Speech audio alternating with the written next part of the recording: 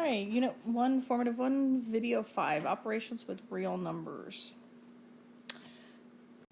All right, so the first thing is for all real numbers A and B. So you guys remember real numbers are just any number. Fractions, decimals, doesn't matter. You have 3a times 3b equals a to the third times b to the third. We want to know if that's a true or false statement. If it's false, give a counterexample. Okay, so there's a couple things. Whenever you're given something and you want to know if it's true or false, you always try to prove it false. Okay, and you pick numbers trying to do that. Okay, now a couple things. Try to stay away from the number 2. Okay, because if you take 2 times 2, it's the same as 2 to the second power, and that gets a little, sometimes it doesn't always work. So stay away from 2's. You can use a positive number and then turn around and try to use a negative number to see if it's going to work. Okay, so I'm going to go ahead and pick A. A is 3 and B is 4.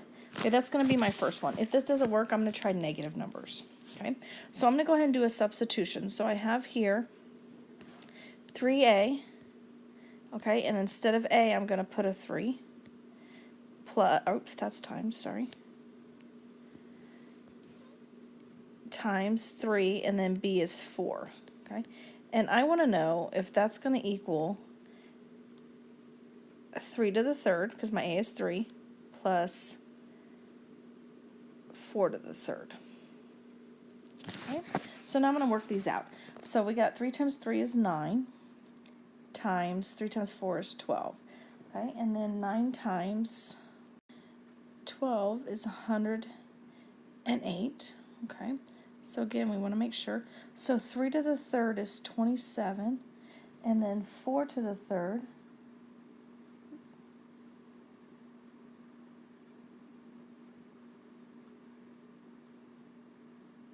is 64, okay, and then when I add those two, I get 91, okay, so that proved it's false. So I'm going to go ahead and say it's false, okay, because 108 does not equal 91, and then this example is my counterexample. Okay, now if I did this and it came out to be a true statement, I would have to do another example. Okay, the purpose again is to try to find a false example. Okay, if you can't find a false example, then the answer is true, but you need to keep looking for false. So if this were true, my next one, I would probably try to find the negative numbers. All right, so sometimes the product of two numbers, two positive numbers, is less than either number. Describe the two numbers. Okay, so what we're going to do here is we have product, which means we're going to be multiplying. Okay, so it says the product of two numbers, so I'm going to go ahead, product of two numbers, okay, and these need to be less than the answer. Okay, so I'm going to pick two numbers. They have to be positive. Okay, so if I pick 4 and 3, if I multiply that, I get 12. Okay, so 12 is not less than 4 and 3, so that does not work. Okay, so now I'm going to think about that. If I pick whole numbers, it's just going to keep going. So I'm going to try 1/2. Remember, you can't pick negatives. And let's go with 10. Okay, so half of 10 is 5. Okay, now 5 is less than 10, but it is not less than a half. So I'm almost there, okay? It's smaller than one of the numbers, but not the other. So what would I have to do to the other number? My 1/2 is pretty good, okay, because it is less. What I have to do to get it smaller than both of them, okay? I'm going to try fraction on both. So let's try 1/3 and 1/2. Okay, if I multiply that, I get 1/6. Okay, so is a 6 smaller than 1/3? Yes, it is. Think about your pizza. You have a 1/6 of the pizza versus 1/3 of the pizza. Okay, it is. So, and what about a 1/6 and 1/2? It is good. Okay, so here's where it's true.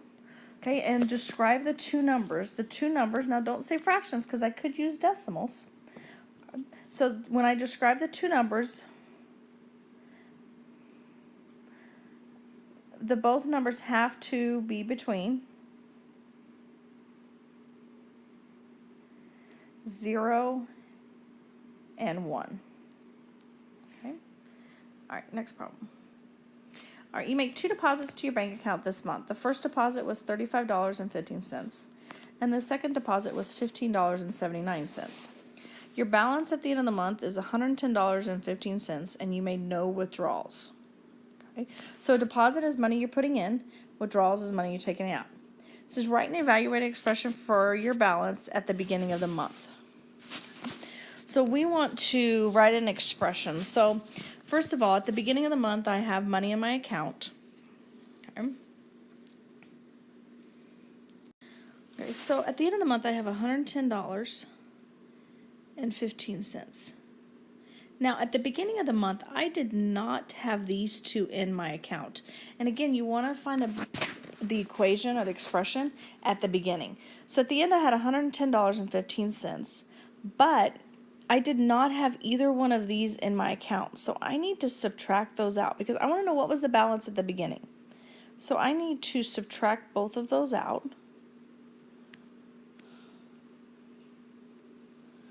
Okay. All right, so I have $110.15 at the end of the month, and I'm going to go ahead and take out the 2 deposits because, again, I want to know what's at the beginning. Where did I start?